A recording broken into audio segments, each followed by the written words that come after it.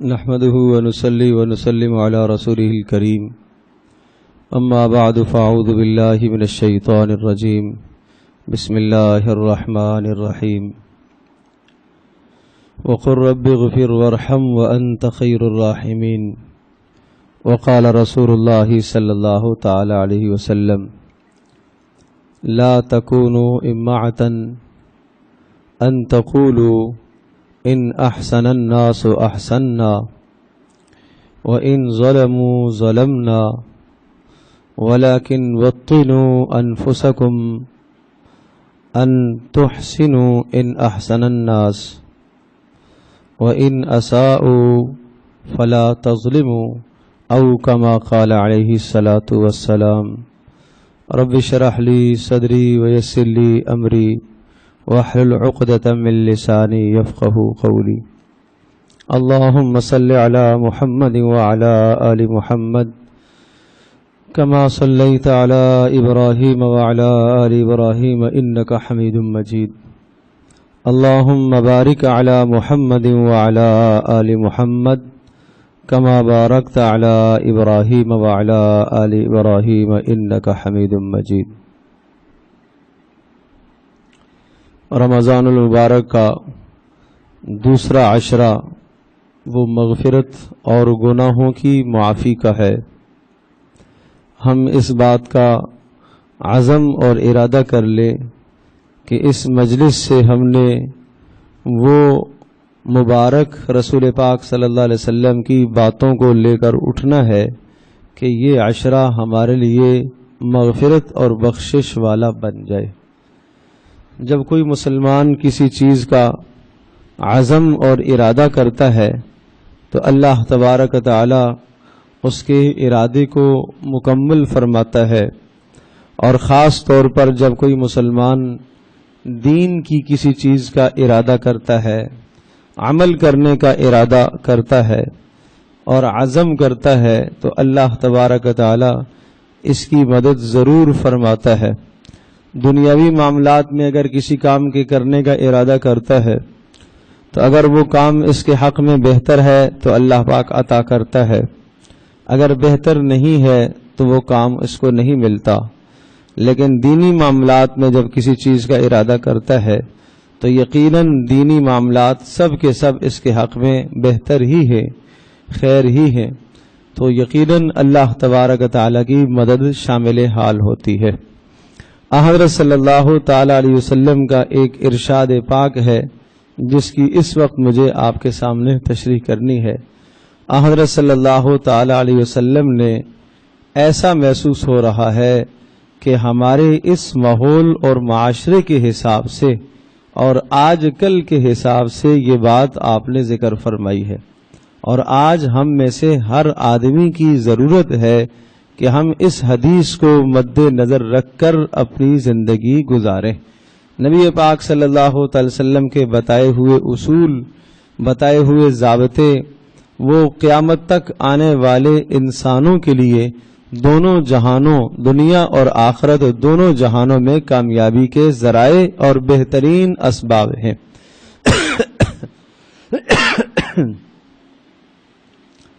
چنانچہ آپ علیہ الصلوۃ والسلام نے ارشاد فرمایا لا تکونوا امعتن، کہ تم لوگ اپنے مزاج میں یہ بات نہ لاؤ کہ لوگوں کے دیکھا دیکھی چلنے لگ جاؤ، لوگوں کے دیکھا دیکھی اور ان کی تقلید اور ان کی اتباع کرتے ہوئے چلتے چلے جاؤ، تم اچھی اور بری چیز کی تمیز کھو بیٹھو اور تمہارا دماغ ایسا ہو جائے کہ کسی کے پیچھے ایسے چلنے لگ جاؤ کہ سچ اور غیر سچ نہ دیکھو، حق اور باطل کو نہ دیکھو، ایسا نہ کرو۔ دو مفہوم ہے اس حدیث کے۔ ایک معنی تو یہ ہوا کہ تم اس طرح سے نہ بن جاؤ، اپنا مزاج یہ نہ بناؤ، بلکہ تمہارے پاس ایک عقل اللہ پاک نے تمہیں دی ہے، تمہیں اللہ پاک نے ایک ایمان کی دولت سے نوازا ہے، تمہارے پاس اللہ پاک نے ایک ایمان کا نور رکھا ہے، اور مومن تو اللہ تبارک تعالیٰ کے دیے ہوئے نور کے ذریعے سے جانچ پڑتال کرتا ہے اور دیکھتا ہے، اور وہ اچھائی اور برائی میں تمیز کرتا ہے، اور وہ غلط اور صحیح میں تمیز کرتا ہے۔ اگر سارا کا سارا معاشرہ، حدیث کا مفہوم یہ سمجھایا جا رہا، اگر سارا کا سارا معاشرہ کسی ایک بات پر چلنا شروع کر دے اور وہ بات ہو غلط، ایسی بات ہو جو قرآن اور حدیث کے متصادم ہو اور قرآن اور حدیث کے ساتھ ٹکراؤ پیدا کر رہی ہو، سارا معاشرہ اس طرف چل رہا ہے، لیکن تم اس غلط کے پیچھے نہ چلو۔ لا تکونوا امعتن، امع یہ مخفف ہے، مختصر لفظ ہے، انا مع الناس، میں لوگوں کے ساتھ ہوں، میں لوگوں کے ساتھ ہوں، جو لوگ کہیں گے میں اس طرح کروں گا، جیسا لوگ کہیں گے میں ایسا کہوں گا، جیسا لوگ کریں گے میں ایسا کروں گا، جس طرف وہ چلیں گے میں اس طرف چلوں گا، جو چیز وہ اختیار کریں گے میں اسی چیز کو اختیار کروں گا۔ حضرت صلی اللہ تعالی علیہ وسلم نے اس نظریے اور اس سوچ کی حوصلہ شکنی فرمائی ہے کہ مومن کی یہ شان نہیں ہوا کرتی، مومن کی یہ شان نہیں ہوتی۔ مومن کی کیا شان ہوتی ہے؟ مومن کی شان تو یہ ہوتی ہے، آپ نے ارشاد فرمایا تم یہ نہ کہو ان احسن الناس احسننا، اگر لوگوں نے اچھا کیا تو ہم بھی اچھا کریں گے، لوگ ٹھیک ٹھیک چلے تو ہم بھی انہی کے پیچھے چلیں گے۔ سیاست میں، معاملات میں، معاشرت میں تم لوگوں کی دیکھا دیکھی نہ چلو، تم اللہ اور اس کے رسول کے حکموں کو مد نظر رکھ کر زندگی گزارو۔ اور ان ظلم الناس ظلمنا، اگر لوگ ظلم کریں گے، زیادتی کریں گے تو ہم بھی جواب میں زیادتی کریں گے، ہم بھی زیادتی کا جواب زیادتی سے دیں گے، ہم بھی ظلم کا جواب ظلم سے دیں گے۔ آپ نے فرمایا یہ مزاج تم نہ بناؤ، ولیکن وطنوا انفسکم، تم اپنے آپ کو اس بات پر تیار کرو اور اپنے آپ کو اس مزاج پر جبر کرو کہ ان تحسنوا الناس، کہ تم ہمیشہ اچھائی ہی اختیار کرو۔ ان احسن الناس، لوگ اگر تمہارے ساتھ اچھائی کرتے ہیں پھر تو تمہیں اچھائی کرنی ہی کرنی ہے۔ اور فرمایا وَإِنْ أَسَاءُوا، اگر لوگ تمہارے ساتھ زیادتی کریں اور برائی کریں تو خیال کرو فَلَا تَظْلِمُوا، تم ظلم نہ کرو۔ اگر تم اچھائی کا بدلہ اچھائی سے نہیں دے سکتے ہو تو کوئی بات نہیں، اول تو دینا چاہیے، اچھائی کا بدلہ اچھائی سے دینا چاہیے۔ نمبر 2، برائی کا بدلہ اچھائی سے دینا چاہیے۔ اگر یہ بھی تم نہیں کر سکتے ہو تو کم از کم برائی کا بدلہ برائی سے نہ دو، تم رک جاؤ، تم صبر اختیار کر لو۔ تو رسول پاک صلی اللہ تعالی علیہ وسلم نے اس سوچ کی اور اس زاویے کی تردید فرمائی ہے کہ ہم لوگوں کی دیکھا دیکھی چلیں گے، حق اور باطل کے پرکھنے کا آپ کے پاس کوئی معیار ہی نہ ہو، صحیح اور غلط کے جانچنے کا آپ کے پاس کوئی پیمانہ ہی نہ ہو، اچھائی اور برائی کی تمیز کرنے کا آپ کے پاس کوئی مادہ، کوئی صلاحیت ہی موجود نہ ہو۔ حضرت صلی اللہ علیہ وسلم نے اس سوچ کی تردید فرمائی۔ مومن کے پاس ایک عقل کی کسوٹی ہے، مومن کے پاس پرکھنے کے لیے ایمانی طاقت ہے، مومن کے پاس پرکھنے کے لیے ایمانی نور ہے، یعنی اچھائی اور برائی کو جانچنے کے لیے اس کے پاس ایمانی نور ہونا چاہیے، وہ اللہ پاک سے مانگ کر چلے۔ اس کو استخارے کا عمل دیا گیا ہے، اس کو اللہ تبارک تعالی کی طرف رجوع کرنے کا حکم دیا گیا ہے کہ کوئی معاملہ اس کے سامنے ایسا مشتبہ ہو جائے کہ اس کے لیے فیصلہ کرنا مشکل ہو کہ میں یہ کروں یا یہ کروں، تو اس کو ضابطہ بتایا گیا، اس کو کہا گیا کہ تم رجوع اللہ کرو، تم 2 رکعت نماز صلاۃ حاجت کے نام سے پڑھو اور اس کے بعد استخارے کی دعا کرو۔ استخارے کا تعلق صرف شادی سے نہیں ہے، استخارے کا مطلب اللہ تبارک تعالیٰ سے خیر کا طلب کرنا، اور جو آدمی اللہ پاک سے خیر کو طلب کر رہا ہے، اللہم انی استخیرک کا مطلب کیا ہے؟ جو استخارے کی دعا ہے، اے اللہ میں آپ سے بھلائی چاہتا ہوں، میں آپ سے بھلائی طلب کر رہا ہوں، میں آپ سے بھلائی مانگ رہا ہوں، اور اللہ پاک نے وعدہ دیا ہے ادعونی، تم مجھ سے مانگو، استجب لکم، میں تمہیں دوں گا۔ تو یہ طے شدہ بات ہے کہ جب اللہ پاک سے میں اور آپ بھلائی مانگیں گے اور خیر مانگیں گے تو اللہ تبارک تعالی ہمیں ضرور خیر عطا کرے گا، اللہ پاک ضرور ہمیں ٹھیک راہ دکھائے گا۔ والذین جاہدوا فینا لنہدینہم سبلنا، اور ارشاد فرمایا جو ہمارے پاس آنے کی محنت کرتا ہے، کوشش کرتا ہے، ہم اس کے لیے راستے کھولتے ہیں۔ اللہ کا وعدہ ہے کہ ہم اس کے لیے راستے کھولتے ہیں۔ تو اس لیے زندگی کے کسی بھی معاملے میں اگر آپ کے سامنے فیصلہ کرنا مشکل ہو گیا ہے کہ میں اس کو اختیار کروں یا اس کو اختیار کروں، میں کون سی صورت کو اختیار کروں، تو رجوع الی اللہ کا حکم دیا گیا کہ آدمی اللہ کی طرف رجوع کرے۔ اور در حقیقت حضرت صلی اللہ تعالی علیہ وسلم نے تو ایک ایک لمحے میں مومن کو اللہ پاک کی طرف رجوع کرنے کا حکم دیا۔ دیکھو مومن دو حال سے خالی نہیں، ہر وقت یا تو کوئی اللہ کی نعمت اس پر آ رہی ہوتی ہے اور یا اس کو اللہ پاک کی کسی نعمت کی ضرورت ہوتی ہے۔ دو چیزیں ہر وقت اس انسان کے پاس موجود ہے، یا اس کے اندر طلب ہے اور یا اس کو کوئی نعمت ملی ہوئی ہے تو شکر لازم، اور نہیں ملی ہوئی تو طلب ہے۔ اللہ سے مانگنا اور شکر کرنا، مانگنا اور شکر کرنا۔ کوئی بھی وقت ایسا نہیں ہے، مثال کے طور پر ایک آدمی اپنے گھر سے باہر نکلتا ہے، بازار میں جا رہا ہے، سودا خریدنے کے لیے جاتا ہے، اس وقت اس کو طلب ہے۔ کس چیز کی طلب ہے؟ اسے اس بات کی ضرورت ہے کہ اس کے ساتھ کوئی دھوکہ نہ کرے، اسے اس بات کی ضرورت ہے اس کے ساتھ کوئی فراڈ نہ کرے، اسے اس بات کی ضرورت ہے کہ وہ کہیں دھوکہ نہ کھائے۔ تو اس موقع پر کیا ہے؟ طلب ہے۔ مومن کو ایک شے کی ضرورت ہے، اسے اللہ پاک کی مدد اور معاونت کی ضرورت ہے، تو حکم دیا کہ اللہ سے مانگو۔ اللہم انی اسألک خیر ہذہ السوق، اے اللہ اس بازار کی میں آپ سے خیریں مانگتا ہوں، وخیر ما فیہا، اے اللہ اس بازار کے اندر جتنی خیریں ہیں وہ ساری خیریں آپ سے میں مانگتا ہوں، واعوذ بک من شرہا، اے اللہ اس کے شر سے میں پناہ چاہتا ہوں، وشر ما فیہا، اور جو چیزیں اس بازار میں شر والی ہیں ان تمام کے شرور سے میری حفاظت فرما۔ اللہم انی اعوذ بک من ان اصیب فیہا صفقۃ خاسرہ او یمینا فاجرہ۔ کتنی بہترین دعا ہے، مجھے بتاؤ کوئی مرد، کوئی عورت، کوئی جوان ایسا ہے جو اس دعا کا محتاج نہ ہو؟ ہر آدمی کی ضرورت ہے۔ آخری کلمات اللہم انی اعوذ بک، اے اللہ میں اس بات سے پناہ چاہتا ہوں کہ میں بازار میں کسی دکاندار کے کسی کے پاس جاؤں اور خرید فروخت کا معاملہ کروں اور مجھے گھاٹا ہو، نقصان ہو، اے اللہ اس بات سے میں تیری حفاظت میں آنا چاہتا ہوں، تو مجھے بازار کے اس گھاٹے سے بچا لینا۔ بتاؤ۔ او یمینا فاجرہ، یا اللہ اس بات سے بھی تو میری حفاظت کر لینا کہ کہیں ایسا نہ ہو کہ بازار میں کوئی جھوٹی قسم کھا کر کوئی سامان فروخت کر دوں یا کوئی سامان میں خرید لوں۔ دکاندار بھی جھوٹی قسم کھا لیتا ہے، خریدار بھی کبھی کہتا ہے کہ بھائی وہ فلاں دکان سے تو اتنی کی مل رہی ہے، آپ اتنے کی دے رہے ہو، جبکہ ایسا ہے نہیں۔ تو ہر انسان کی ضرورت ہے اس وقت اللہ تبارک و تعالیٰ کی مدد کی۔ جب اس کی اللہ تبارک و تعالیٰ نے مدد فرمائی اور اس کی حاجت اور اس کی ضرورت پوری ہو گئی تو الحمدللہ کہے، اب اللہ کا شکر لازم ہے۔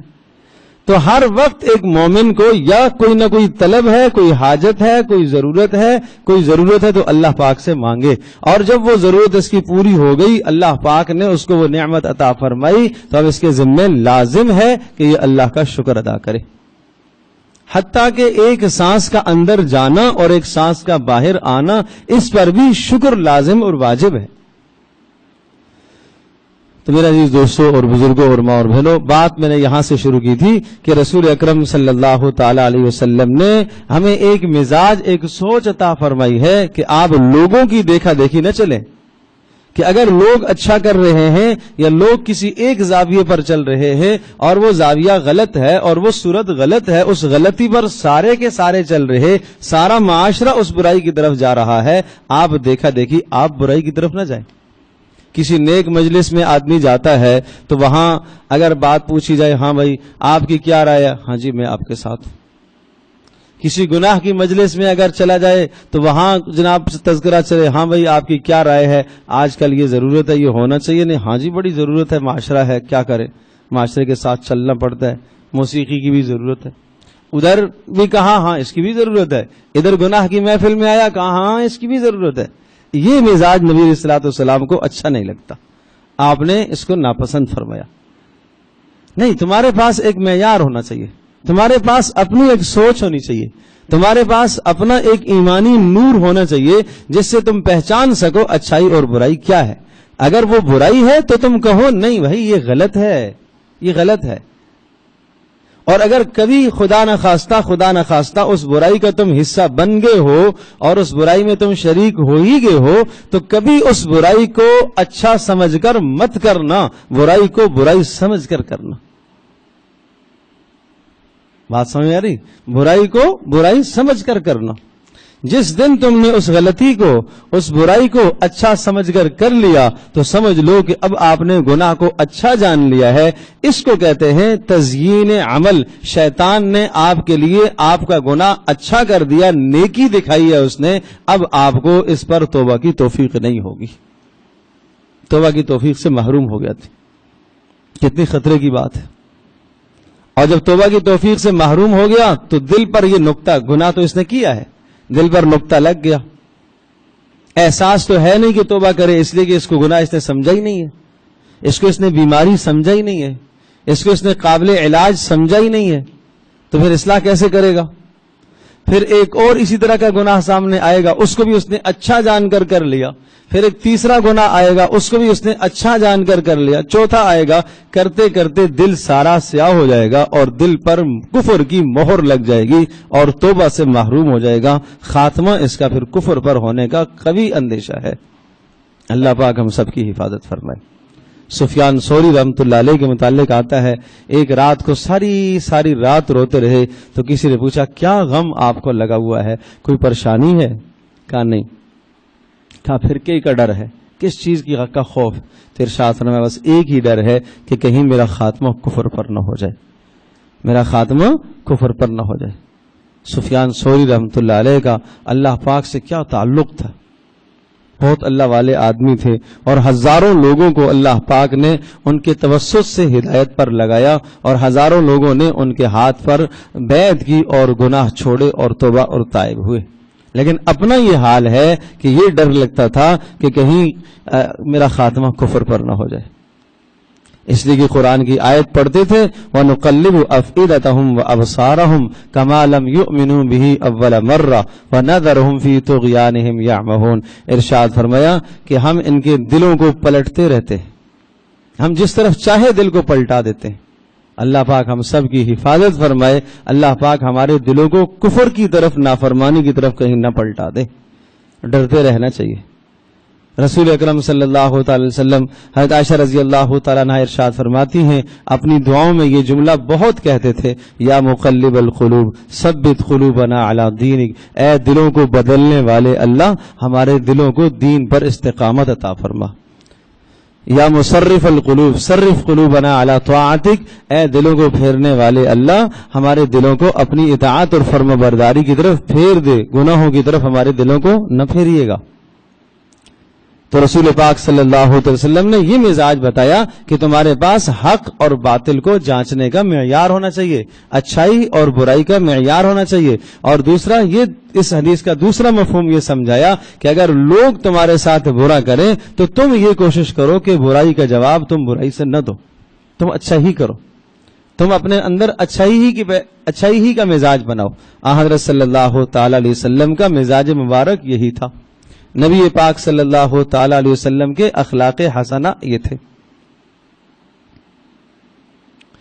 حضرت خالد بن ولید رضی اللہ تعالیٰ عنہ کے متعلق آتا ہے ایک شخص ان کے پاس آیا اور اس نے آ کے کہا کہ فلاں شخص نے آپ کے بارے میں یہ جملے بولے ہیں، برا کہا ہے آپ کو. تو بڑا پیارا جواب دیا. اللہ کرے یہ جواب ہمارے دلوں میں، ہمارے دماغوں میں پیوست ہو جائے. تو ارشاد فرمایا بھائی دیکھو، اس نے میرے بارے میں کہا اس کا نامہ عمل اپنا ہے، جو چاہے بھرے، جو چاہے اس میں ثبت کروائے، لکھوائے. اگر اچھی بات لکھوانا چاہتا ہے تو لکھوائے، بری لکھوانا چاہتا ہے تو برا لکھوائے. مجھے اس سے کیا غرض ہے، مجھے اس سے کیا غرض ہے، بولنے دو. کیسے لوگ تھے. اور حضرت امام زین العابدین رحمۃ اللہ علیہ کے پاس کوئی آدمی آئے اور انہوں نے آ کر کہا کہ فلاں شخص نے آپ کے بارے میں یہ کہا، گالیاں دی ہیں. تو انہوں نے بڑا عجیب جملہ ارشاد فرمایا جو کچھ اس نے میرے بارے میں کہا اگر اس نے سچ کہا تو اللہ پاک مجھے معاف فرمائے، یعنی اگر وہ برائی میرے اندر ہے تو اللہ پاک مجھے معاف فرمائے، اور اگر نہیں ہے تو اس نے الزام لگایا، اللہ اسے معاف کرے۔ معاملہ اپنی بخشش کا ہے میرے دوستو، معاملہ اپنی آخرت کے سدھارنے کا ہے، معاملہ اپنی آخرت کو بہتر کرنے کا ہے، اپنی آخرت ہماری بہتر ہو جائے۔ حضرت وہب بن منبہ رحمۃ اللہ علیہ کے متعلق آتا ہے کہ ان کے پاس اسی طرح سے کوئی شخص آیا اور اس نے بھی آ کر اسی بات کو کہا کہ فلاں نے تو آپ کے بارے میں یہ جملے بولے، گالیاں دی، برا بلا کہا ہے۔ تو ارشاد فرمایا تم مجھے یہ بتاؤ، شیطان کو تیرے سوا اور کوئی ایجنٹ نہیں ملا میرے پاس یہ پیغام لانے کے لیے؟ کوئی اور نہیں ملا؟ کیوں لائے میرے پاس یہ بات؟ ایک اور اللہ والے سے کسی نے آگے کہا کہ فلاں نے آپ کے بارے میں تو یہ کہا ہے، گالیاں دی، برا بلا کہا ہے۔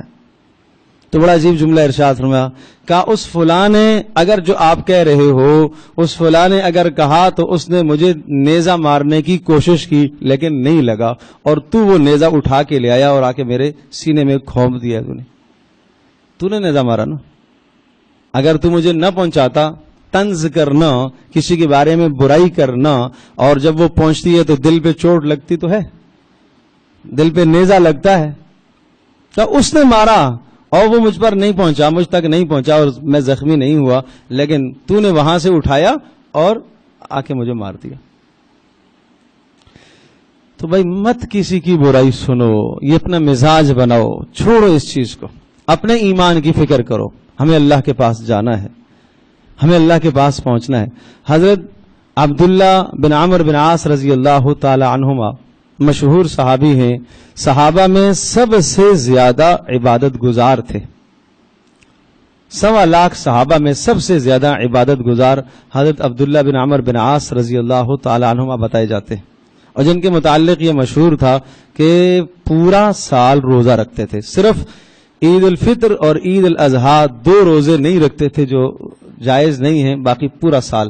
رسول پاک صلی اللہ تعالی علیہ وسلم نے بڑی سختی سے آپ کو یہ عادت چھڑوائی اور کہا نہیں، صوم داودی پر آؤ، ایک روزہ رکھو، ایک دن نہ رکھو، ایک دن رکھو، ایک دن نہ رکھو۔ تو پھر اس کے بعد زندگی میں یہ معمول رہا، 6 ماہ روزے، 6 ماہ افطار، ایک دن روزہ رکھتے تھے، ایک دن نہیں رکھتے تھے، اور روزانہ ایک قرآن ختم کرنے کا معمول تھا، روزانہ ایک قرآن ختم کرنے کا معمول تھا۔ اور نبی علیہ الصلوۃ والسلام ان کو اس چیز سے نکال کر لے کر آئے یہاں تک کہ نہیں بھائی 3 دن میں ختم کیا کرو۔ آپ علیہ الصلوۃ والسلام نے زبردستی فرمائی،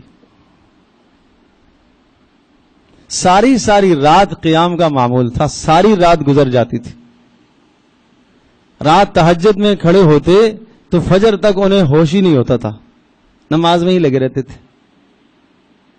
اور بیوی سے، ان کی اہلیہ سے ان کی ماں نے پوچھا میرے بیٹے کو کیسا پایا؟ کہا بڑا عبادت گزار ہے، بہت تہجد گزار ہے، بڑا نیک پایا۔ تو وہ سمجھ گئی بیوی کا اشارہ کیا تھا، تو وہ لے کر رسول پاک صلی اللہ علیہ وسلم کے پاس تشریف لے گئی، کہا یہ میرا بیٹا ہے، اس کی شادی ہوئی ہے اور اس کی بیوی یہ کہہ رہی ہے کہ بڑا تہجد گزار ہے۔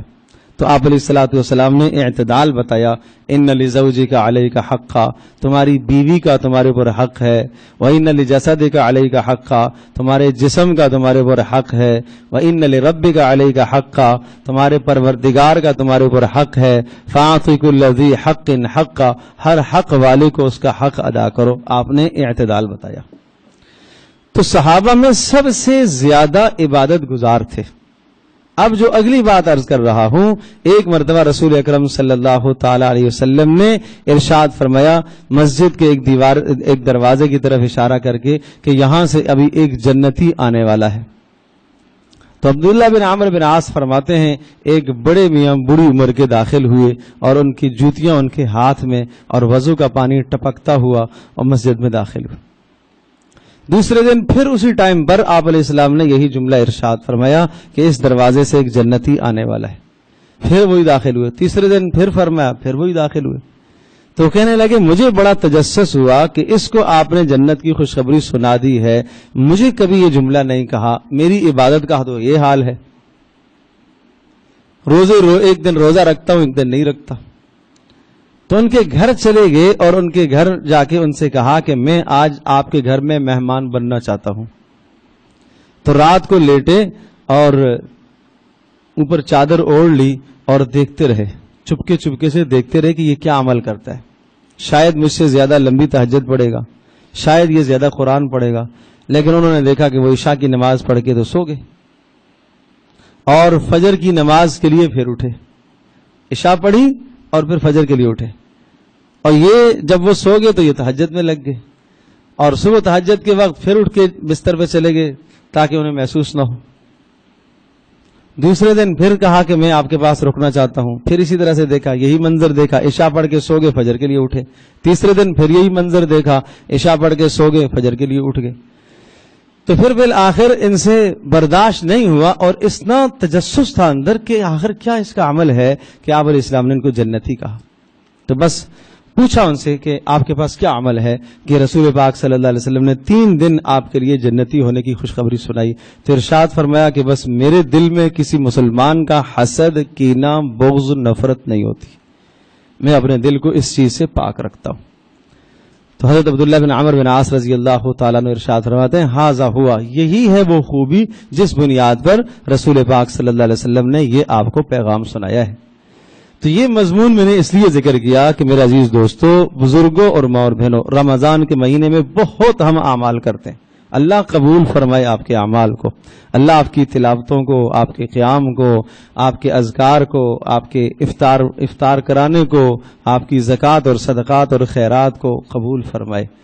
لیکن یہ قبولیت رک جائے گی اگر یہاں سے معاملہ درست نہ ہوا، اگر دلوں کے اندر میل رہا، اگر دلوں میں کینہ رہا، اگر دلوں میں بغض رہا اور نفرتیں رہیں تو یہ قبولیت رک جائے گی، یہ اعمال کچھ نہیں کرا پائیں گے اگر دل تمہارے صاف نہ ہوئے تو اس لیے اس بات کی کوشش فرمائیں کہ ان تمام اعمال کے ساتھ ساتھ اپنے باطن کی بھی پاکی رکھیں، باطن کو بھی پاک کریں۔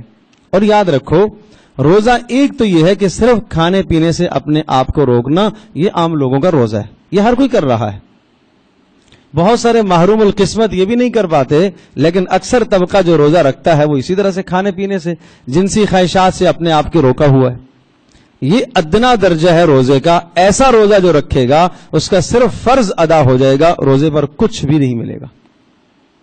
دوسرا درجہ ہے روزے کا کہ آدمی روزہ رکھے لیکن ساتھ ساتھ کھانے پینے اور جنسی تسکین سے رکنے کے ساتھ ساتھ ہر قسم کے گناہ سے اپنے آپ کو روکے، یہ دوسری قسم کا روزہ ہے۔ ایسے روزے پر اللہ پاک کی طرف سے ملنے والے اجر کے وعدے اس روزے پر ہیں کہ آنکھ کا بھی روزہ ہو، کان کا بھی روزہ ہو، زبان کا بھی روزہ ہو، ہاتھ کا بھی روزہ ہو، پیر کا بھی روزہ ہو۔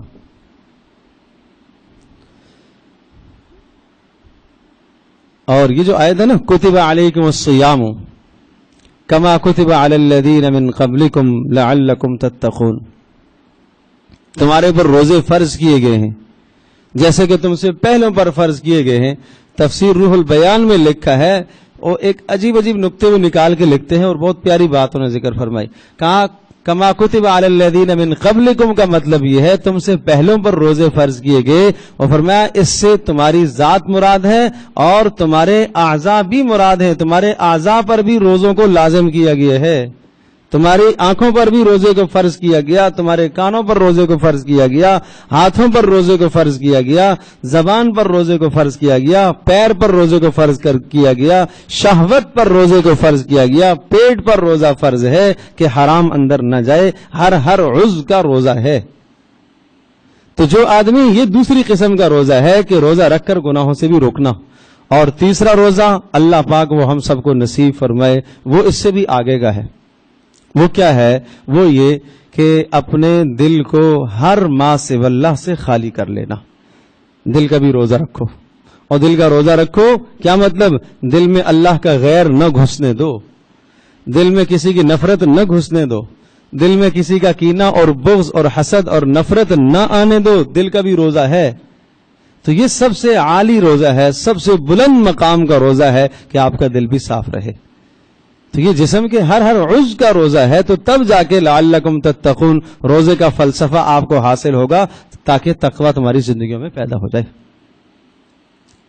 جب آدمی محنت کرتا ہے تو اللہ پاک یہ صفت بھی اس کو عطا فرماتے ہیں۔ یہ بات شوق کی ہے، ذوق کی ہے، محنت کی ہے، اللہ پاک کی طرف پلٹنے کی۔ آپ محنت کرو، اب کوشش فرماؤ۔ اس طرح سے رسول پاک صلی اللہ علیہ وسلم اور صحابہ کرام رضی اللہ عنہم اجمعین کے روزے تھے۔ ماؤں بہنوں سے خاص درخواست ہے، خاص طور پر، اور آپ دوستوں سے، بزرگوں سے، مردوں سے بھی درخواست ہے کہ ان اللہ کی بندیوں کو بھی اپنے گھروں کے اندر اعمال کرنے کے لیے کچھ نہ کچھ موقع دیا کریں، اور انہیں بھی اپنے اعمال کے لیے وقت نکالنا چاہیے۔ یہ بہت غلط مزاج بن گیا ہے کہ ظہر کے بعد سے 3-4 بجے سے لے کر غروب آفتاب تک کچن میں عورت نے کھڑا رہنا ہے۔ اس نے پکوڑے بھی تلنے ہیں، اس نے سموسے بھی تلنے ہیں، اس میں یہ بھی بنانا ہے، اس نے یہ بھی بنانا ہے۔ اللہ اکبر، بڑی بات ہے۔ اگر وہ نیک نیتی سے کام کر رہی ہے، یہ بھی اس کے لیے اجر ہے، یہ بھی اس کے لیے باعث ثواب ہے، لیکن بہرحال اس پر رحم کرو، اور اسے خود اپنی جان پر رحم کرنا چاہیے کہ کم از کم افطار سے 15 منٹ پہلے سب کاموں سے فارغ ہو جاؤ۔ جو کچھ بن گیا بسم اللہ، نہیں تو کل سے غصہ نہ ہو جاؤ۔ رمضان میں کھانے پینے کے معاملات میں غصہ نہ کرو۔ ذرا سا نمک مرچ آگے پیچھے ہو گیا، اپنے مزاجوں کو قابو میں رکھو۔ اور اسی طرح سے وہ صبح سب سے پہلے اٹھنا کس کا کام ہے؟ عورت کا۔ رات کو سب سے آخر میں سونا بھی اسی کا کام بیچاری کا۔ صبح اٹھنا بھی سب سے سویرے اسی کو ہے، سب سے پہلے اس نے کچن میں کھڑا ہونا ہے۔ گرمی اس نے برداشت کرنی ہے، تو پھر جب وہ گرمی برداشت کرے تو پھر وہ آپ کے غصے بھی برداشت کرے، تو یہ کوئی اچھا نہیں، یہ زیب نہیں دیتا۔ یہ اپنا مزاج بنا لو کہ کھانے پینے کے معاملات میں چڑچڑا آدمی کو بالکل نہیں ہونا چاہیے۔ اس میں تو آدمی کو بحث ہی نہیں کرنی چاہیے۔ رسول پاک صلی اللہ تعالی علیہ وسلم کیا کرتے تھے؟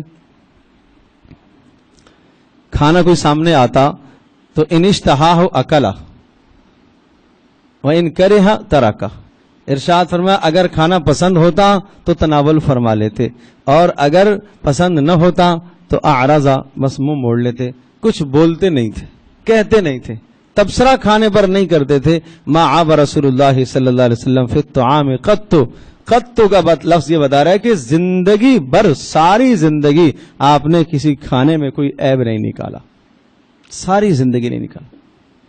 ہاں یہ بات تو سنی گئی ہے کہ جب کوئی اچھی چیز بنتی گھر میں تو آپ تعریفی کلمہ ضرور کہہ دیا کرتے تھے، اور وہ اس لیے کہتے تھے تاکہ گھر والیوں کی حوصلہ افزائی ہو۔ تعریفی کلمہ ضرور کہا کرتے تھے، بہت اچھا بنایا۔ اچھا، اس تعریفی کلمے میں بھی نبی پاک صلی اللہ علیہ وسلم کا عجیب مزاج تھا، اعتدال تھا۔ تعریفی کلمے میں بھی حد سے تجاوز نہیں ہوتا تھا، مبالغہ نہیں ہوتا تھا، اعتدال والا لفظ بولتے تھے۔ اچھا، اعتدال والا لفظ محدثین نے لکھا ہے اس لیے بولتے تھے کہ اگر بہت زیادہ آپ تعریفی کلمات کہیں گے تو یہ سمجھا جائے گا کہ شاید ان کو اس چیز کی بہت زیادہ رغبت ہے، جبکہ حضرت صلی اللہ علیہ وسلم کا ایسا مزاج نہیں تھا، اس لیے اعتدال والا جملہ بولتے تھے۔ اتنا کلام فرماتے تھے کہ جتنی ضرورت ہوتی تھی، جس سے اگلے کی حوصلہ افزائی ہو۔ مبالغہ آرائی کبھی آپ نہیں کرتے تھے۔ حوصلہ افزائی الگ چیز ہے، چاپلوسی الگ چیز ہے۔ حوصلہ افزائی کا مطلب یہ ہے کہ جو آدمی کسی کام کا اہل ہے اور اس نے وہ کوئی کام کیا ہے، آپ 2 تعریفی کلمات بول دیں، یہ حوصلہ افزائی ہے۔ لیکن ایک آدمی نے کوئی کام کیا ہی نہیں ہے اور آپ اس کو بڑھائیں اور چڑھا کر ذکر کریں، یہ چاپلوسی ہے، یہ مذموم ہے، یہ مذمت ہے، یہ بری ہے۔ اور یہ زبان کے گناہ، امام غزالی رحمۃ اللہ علیہ نے جہاں زبان کے گناہ شمار کیے ہیں، ان گناہوں میں ایک گناہ یہ بھی ذکر کیا، 20 بڑے گناہ ذکر کیے، ان میں یہ بھی زبان کی چاپلوسی، یہ بھی گناہ ذکر کی۔ اعتدال رکھو، ہر چیز میں درمیانہ روی ہونا چاہیے، ہر چیز میں حضرت صلی اللہ تعالی وسلم کا اسوہ حسنہ، اس کو آپ بنیاد بناؤ۔ تو اس طرح سے ہم رمضان کا مہینہ گزارے۔ اور آخری درخواست یہ عرض کروں گا کہ ایک عشرہ گزر گیا، اب آپ دیکھو، اپنی زندگی کا جائزہ لو۔ اب ہر آدمی اپنے پاس ایک زاویہ، ایک کسوٹی رکھے اور پرکھنے کی کوشش کرے کہ یکم رمضان کو میرے دل کی کیا کیفیت تھی، ایک عشرہ گزرنے کے بعد میرے اندر کیا تبدیلی آئی. کہ اللہ کہہ رہے ہیں کہ قرآن مجید میں ارشاد فرمایا کہ روزے اس لیے دیے ہیں تاکہ تمہارے دلوں میں اللہ کا ڈر اور خوف پیدا ہو. دیکھتا ہوں کہ خوف پیدا ہوا یا نہیں ہوا. اچھا، اس کی پہچان کیا ہے؟ اگر آپ کا نیکی کی طرف دل بڑھ رہا ہے پہلے سے زیادہ، قرآن کی تلاوت میں آپ کا جی لگنا شروع ہو گیا، نماز میں آپ کا جی لگنا شروع ہو گیا، گناہوں سے دوری ہونا شروع ہو گئی، اور صرف دوری نہیں، گناہوں سے نفرت دل میں پیدا ہو گئی، نیکیوں سے محبت دل میں پیدا ہو گئی، اور ہر وقت آپ کے دل میں یہ خیال اور احساس پیدا ہو گیا کہ میرے اس عمل سے میری آخرت سنور جائے، مطمح نظر آپ کا آخرت بن گیا، تو سمجھ لو کہ کچھ نہ کچھ روزے کا فائدہ ہو گیا. الحمدللہ. اس پر اللہ کا شکر ادا کرو، اور جب اللہ کا شکر ادا کرو گے تو اللہ پاک مزید اس نعمت میں ترقی دے گا. اور اگر ابھی یہ کیفیت نہیں بنی ہے، ابھی وہیں کے کھڑے ہیں، وہیں کھڑے ہیں جہاں پہلے رمضان کو کھڑے تھے، جہاں اس وقت گناہ کا مزاج اندر تھا، ابھی بھی وہی کیفیت ہے، اور اضافہ نیکیوں میں بھی نہیں ہوا، اور نیکیوں میں جی بھی کوئی نہیں لگتا، اور ایمان کی لذت اور حلاوت بھی نصیب نہیں ہوئی، اور قرآن کی تلاوت میں بھی رغبت پیدا نہیں ہوئی، تو سمجھ لو کہ پھر وہ پہلی قسم کا روزہ ہے کہ اس روزے پر ملنے والا اجر کچھ نہیں ہے، صرف آپ کے ذمے سے فرض ساقط ہو جائے گا. اللہ پاک ہم سب کی حفاظت فرمائے کہ کچھ بھی نہ ملے. ایسوں ہی کے لیے آپ نے ارشاد فرمایا کہ کتنے روزے دار ایسے ہیں کہ سوائے بھوک اور پیاس کے انہیں کچھ بھی نہیں ملے گا. وہ ایسوں ہی کے متعلق ارشاد فرمایا. تو اس لیے اپنی زندگی کا جائزہ لیں کہ کوئی تبدیلی آ رہی ہے یا نہیں آ رہی. اور دوسرا عشرہ مغفرت کا ہے، اور کثرت سے اللہ تبارک و تعالیٰ سے بخشش اور مغفرت کی دعائیں کریں. ہر وقت کثرت سے بخشش اور مغفرت کی دعاؤں کو زبان پر جاری رکھیں. گھر کے کام کاجوں کے ساتھ ساتھ خواتین سے درخواست ہے کہ زبان پر استغفر اللہ من کل ذنب، استغفر اللہ من کل ذنب، یا استغفر اللہ الذی لا الہ الا هو الحی القیوم واتوب الیہ، یہ زبان پر یہ کلمات جاری رہے. ایک لمحے کے لیے آپ کی زبان اللہ کی یاد سے، اللہ کے ذکر سے خالی نہ ہو. یہاں سے آپ گھر کی طرف جب جائیں تو راستے میں کتنی مرتبہ آپ استغفر اللہ بول سکتے ہیں. جہاں جہاں آپ نے استغفر اللہ بولا، قیامت کے دن وہ زمین کا حصہ آپ کے حق میں گواہی دے گا. کتنی بڑی بات ہے، کتنی بڑی بات ہے. رسول پاک صلی اللہ علیہ وسلم کتنا پیارا دین لے کے آئے. آپ نے خود ارشاد فرمایا ہر درخت کو اور پتھر کو اپنے حق میں گواہ بناؤ، اور اس کے پاس تم اللہ کا نام لے لیا کرو، وہ قیامت میں تمہارے حق میں گواہی دے گا. اللہ پاک ہم سب کے لیے عمل کرنا آسان فرمائے.